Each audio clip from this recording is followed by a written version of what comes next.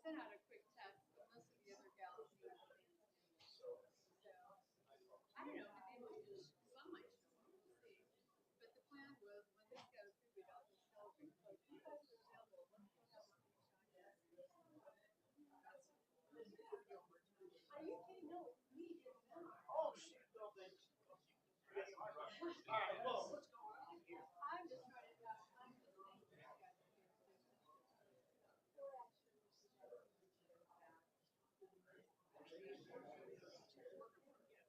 and I need to say, I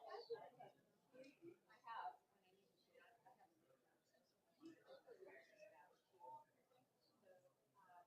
Yeah, I actually were searching for a replacement. Right, we left.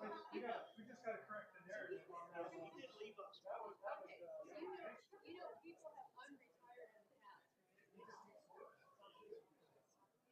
when I talk to them, I'll tell you.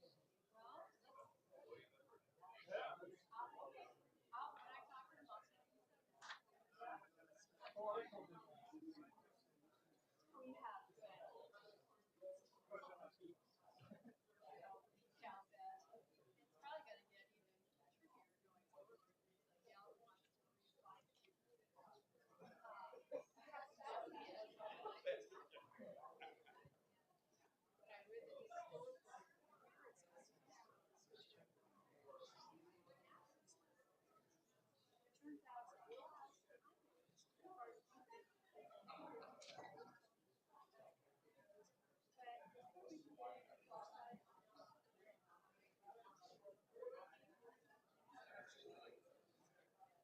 read that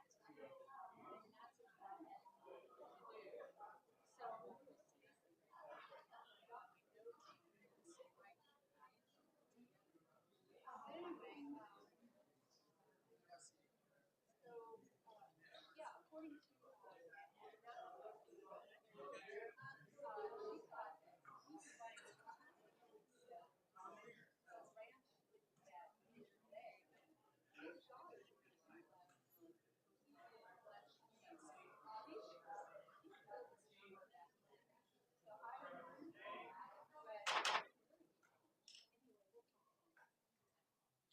We got four. Good gavel. I know how to gavel. Hey, welcome to our regular city council meeting of April 4th. I'd like to call this meeting to order. Clerk, please take the roll. Mayor Hartke, Here. Vice Mayor Harris, Here. Councilmember Encinas, Here. Councilmember Ellis, Here. Councilmember Stewart, Here. Councilmember Orlando, Here. Councilmember Poston. Here. We have a quorum. Thank you so much. Is Pastor Preston Dobbins here? There. All right. Hello, sir. He's going to lead our invocation, followed by Vice Mayor Harris with our Pledge of Allegiance. Hello. Pastor. All right. Well, yeah, first off, just thank you for the opportunity to be here. As I was just thinking about tonight, a couple of scriptures came to mind that I wanted to share with you all and then say a quick prayer.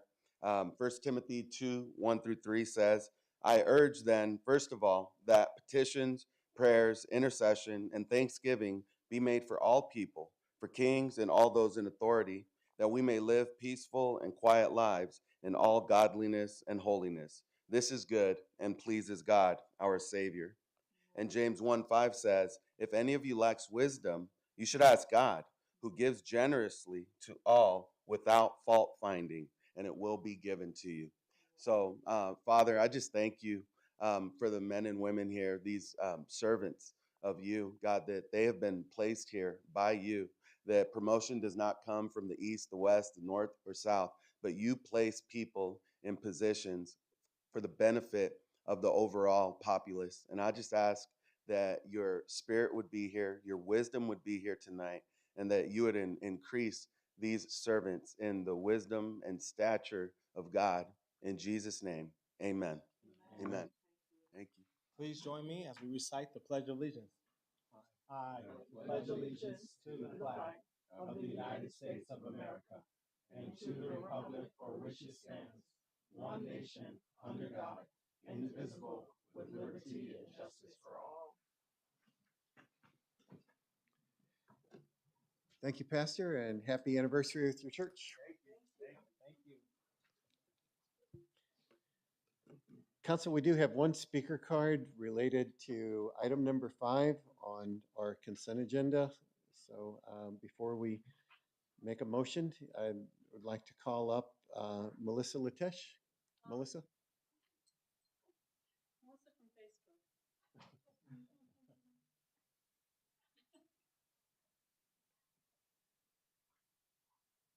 Melissa, please state your name and address for the record, and you have up to 3 minutes to share your comments. Thank you. My name is Melissa Lalich, like Lalich. lollipop. And I am from the Silk Stocking neighborhood that'll be agenda number 5, I think, on your list. And I just wanted to take a minute tonight to give thanks, really, to all the people involved in getting us here tonight. This has been a long journey started by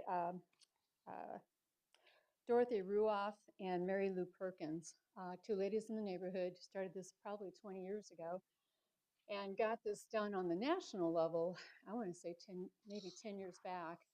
And then they wanted to pursue it locally. And of course, the commission was formed, I want to say 2021. And it's evolved since. So while that's been happening in the neighborhood, we needed to satisfy a criteria of so many, a percentage of so many votes or signatures within the neighborhood. And we finally accomplished that the end of last year, I believe, to start this process rolling. So some of the early supporters was, of course, Matt Orlando.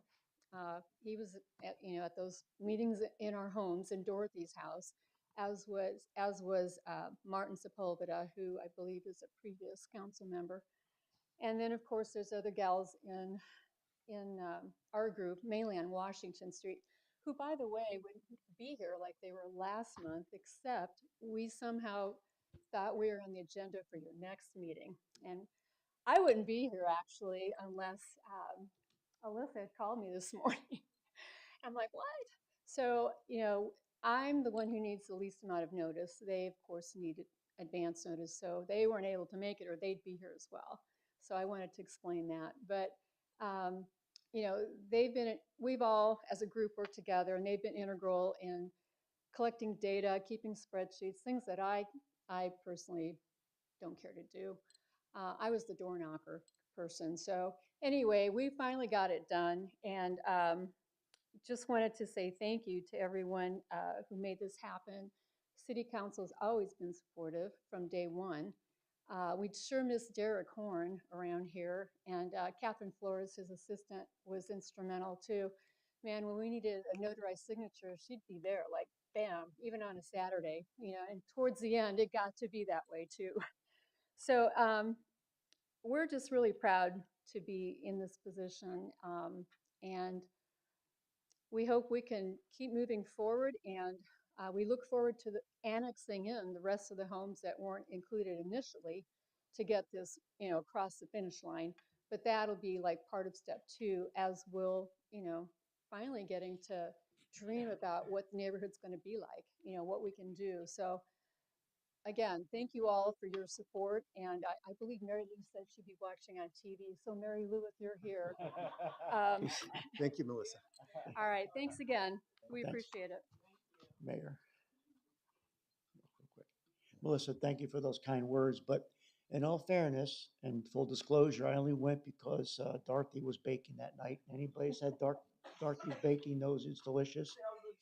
All right, so, and appreciate that. And thank you for being the enforcer. You used a very gentle word of knocking on the door, but you were the enforcer. Let's be, thank you. All right. Council, a motion would be appropriate. We had the opportunity to discuss many of these items on Monday. Can I have a motion?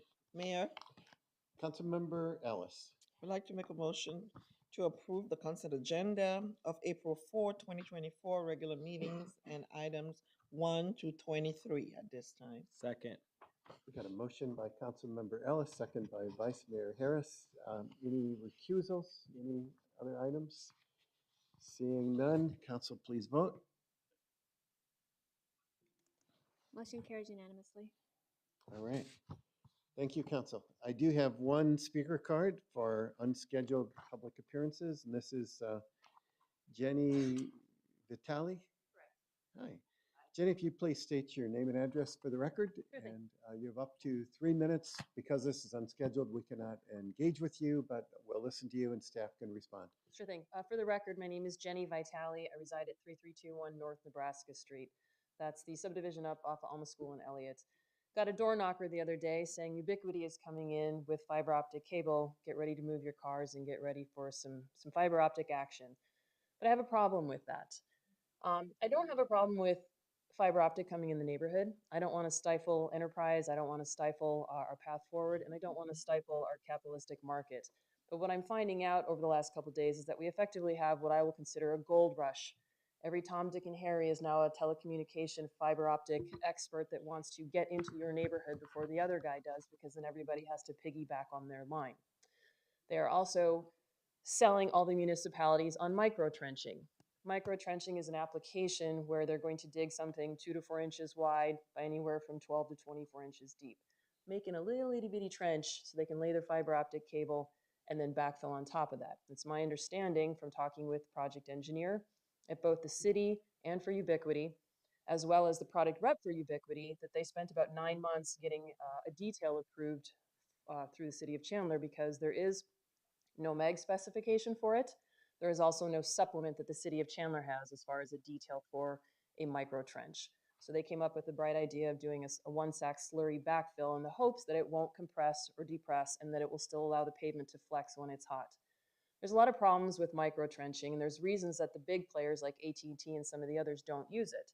You can't get a tight seal at the interface between the sidewalk and the edge of the road, which is where they put this micro trench. They try and squeeze it right in the gutter line there. You also get deflection every time the tires drive over it. When they're only putting things 18 inches down, guess what? When we drive over it, when the recycle bin guy drives over it, when the Amazon delivery guy drives over it, you're going to get a depression there. What does that do? That degrades our roads at a faster rate right at that interface. What did City of Chandler do in 2018? Spent a giggle's worth of money, millions of dollars, repaving all these roads. What is City of Chandler in the process of doing right now? Conditioning, spending giggles of money conditioning all the roads. My neighborhood just got conditioned 3 weeks ago, and now Ubiquity wants to come in 6 years after paving, 3 weeks after conditioning, and tear up the road for micro trenching. I actually, and I credit your engineers, I went down 2 days ago and said, you need to put a stop to this permit. All of these older neighborhoods in the northern part of Chandler have platted alleyways that are specifically for dry utilities. They're specifically for the telecommunications, the cable, and if a neighborhood happens to have gas, they're for that too. The roadways have the wet utilities. When I talked to the project engineer that Ubiquity used, when I talked to the product rep, and the product rep should actually be a political lobbyist, he's very good at what he does as far as semantics and schmoozing and being very polite on the phone. But when I pointed out that they didn't bother blue staking the alleys to actually see where the utilities were, and the guy admitted that the other utilities were not very forthcoming with their as-built because they're competition, right? Thank you, Ms. Vitale. Cox and CityLink don't want to provide their as-built. I want you guys to be aware, because you guys approved the micro trenching, and I've asked the project everywhere to be put on hold until they find a way to design it to put it in the alleys. Thank you, Ms. Vitale. So hopefully you guys will follow through and do something about this, because we can't be spending millions of dollars, guys, on roads and letting this free-for-all Wild West come in and tear up our brand new roads. We're 35 trillion in debt. Thank you, Ms. Vitale. We need to be fiduciaries. We need to be responsible with the tax dollars. Mr. Hart, thank you. Mayor. Or Mayor Harkey, sorry. Councilmember. Thank you. Thanks for the discussion and bringing that up. Josh, if you wouldn't mind, can I get some more information about this micro trenching? Because it seems important. And can we get her a commission's application? Because that was a really good presentation. Thank you. Mr. Mayor, council members, Ms. Vitale, as she mentioned, did come visit our Development Services Department yesterday, and we are researching the issues that were raised, as well as working with Ubiquity on the alley question that came up. Thank you. Thank you. Mayor. Councilmember Harris. Josh, Vice Mayor Harris. Can you make sure you just follow up with our constituent as well, just to have any further conversations? Because I want to make sure that we're all on the same page on what she's discussing, and I want to make sure that we're looking at this a little bit more closely. Thanks. Mayor. Sorry. Councilmember Orlando. Josh, again, you could get back with us. I was like, okay, have a discussion here, but I thought we had this discussion, and I thought we were not moving forward yet. So we need to close that loop. Yeah, again, without the discussion, Councilmember Arlett, I think we're talking about two different companies with two different types of trenching. I think maybe what we were referring to. So we'll get you all that information. Yeah. Okay, yeah, thanks. All right. Council, next on our agenda tonight is current events, and I will start. Um, You've probably heard this week that the Trader Joe's announcement is out there. And exciting news that after 25 years, Chandler is going to be getting a Trader Joe's. I love the video with Kevin Mayo on there talking about this was his very first item when he came as an intern to Chandler and was tasked to do this. So way to go.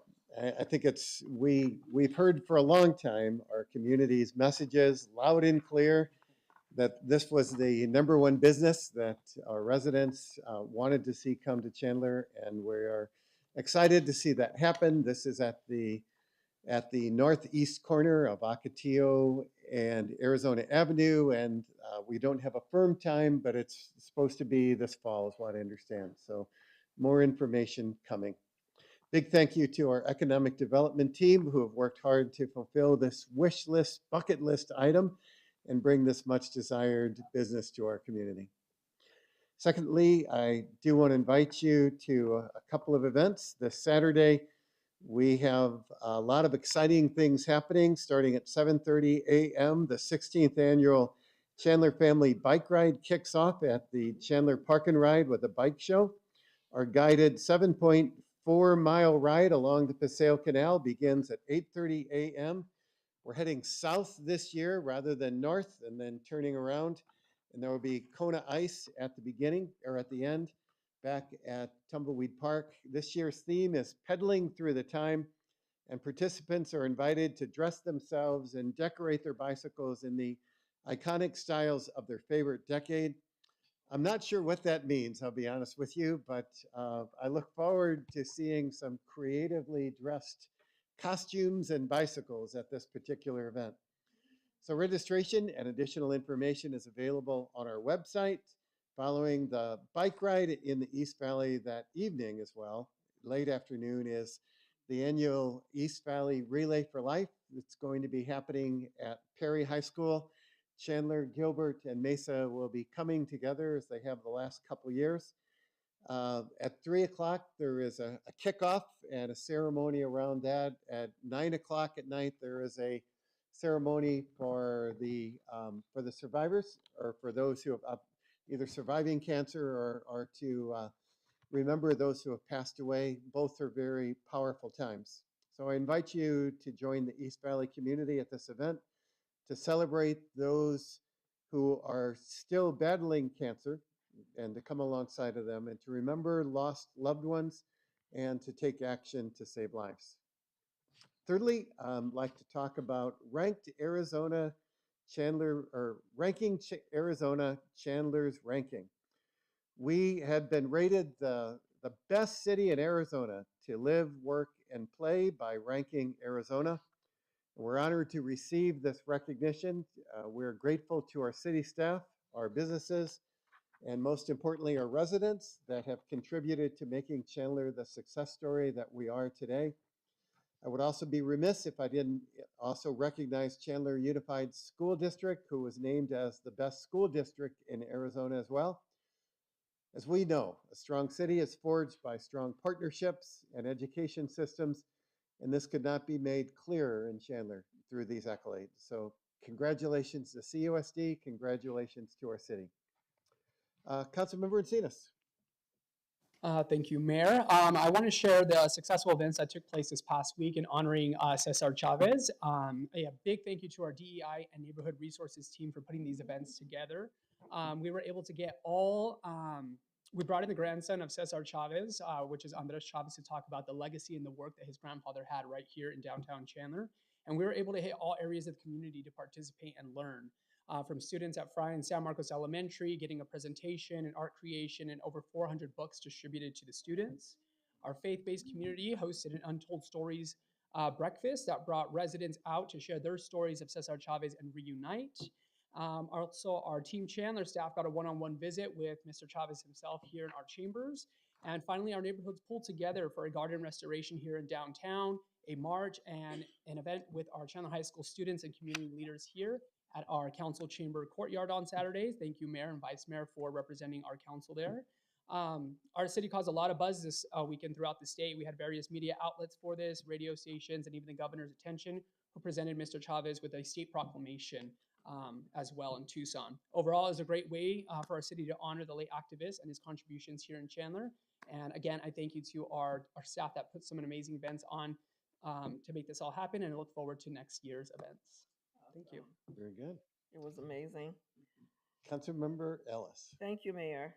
The mayor highlighted some exciting events happening in Chandler this Saturday. And I have one more we need to mention, which is specifically for our teens this weekend. From 9 a.m. to 4 p.m. at the Chandler Innovation Center, the teens in Chandler can participate in leadership workshop and training sessions, youth-led panel discussions, and engage in political professional panel discussions. Political engagement for our young people is very important here in Chandler to us, and I'm excited to be joining my fellow council members at this event on Saturday to help pass on a passion for civic engagement to the next generation. Next, Mayor, I'd like to talk about the Field of Hope event. At Council Study last Monday evening, we declared April as Child Abuse Prevention Month. Every year, the Exchange Club, which I'm a member of, organized a beautiful, memorable Field of Hope in Dr. A.J. Chandler's Park to recognize and honor the children we have lost due to child abuse and neglect in Arizona. And so this coming Sunday, it's going to be on not this Sunday, next Sunday, on April 14 at 6 p.m., they will be hosting a candlelight dedication ceremony, which kickoffs of a week-long tribute for those children. I invite everyone to come out to the dedication or to stop by during the week-long memorial, which wrap up on April 19. Thank you. Last and not but least, Jazz Appreciation Month is event this weekend. It's Jazz Appreciation Month in Chandler, which means the city calendar is filled with special activity, and I know that Cam Moyer is all up doing that this weekend, from the Chandler Jazz Festival to jazz programming at our libraries. The Chandler Jazz Festival is happening this weekend in downtown Chandler with an impressive talent lineup and 40 hours of live performances. If you can't make it downtown this weekend, we have a young artist showcase and Jazz on the Move series, so you can get your music fixed throughout the whole month. Join us. We have some incredible local artists for you, and so much talent that will be on display the next few weeks. I can't wait to catch a show. Thank you, everyone. Vice Mayor. Yeah, thank you, Mayor. I just wanted to take Oh, there we go. Thanks, Mayor. I just want to take a point of privilege. On Monday, a longtime dear friend passed away, lived in Michigan. He was 88 years old. His name was John Flowers Jr. And the preacher preached John Flowers Jr., the great. This man that you see before you was a man that was born in Mississippi, had 11 children, literally a very poor man. His family he literally ate roadkill, raccoon, and various other different things as he was a young man surviving through terrible times. He later moved to Michigan, where he met where him and his wife end up having 11 children. And let me just tell you, this man was a longtime friend. I was raised with this man. I knew him as another father figure in my life. And it was just heartbreaking when I learned of his passing. And on Monday, we celebrated his life and his legacy. And we know that his name, John Flowers Jr. the Great, because of the fact that he had to overcome so many different obstacles that we today have no clue. And so I just, for the longest time, I just wanted to honor him, his life, his legacy, what he meant to me as a male mentor, a man of one wife, never cheated on his wife, and loved her, and did everything he can. And he was a hardworking man. And those are the type of examples that I try to live my life like, because he really represents a remarkable person, a warm spirit, and just a person I really truly love. So I just want to take a point of privilege to recognize him. And some of his family members are watching now, and I just wanted to let them know I love them and we appreciate you. And your father's legacy will live on in my heart. Thank you, Mayor.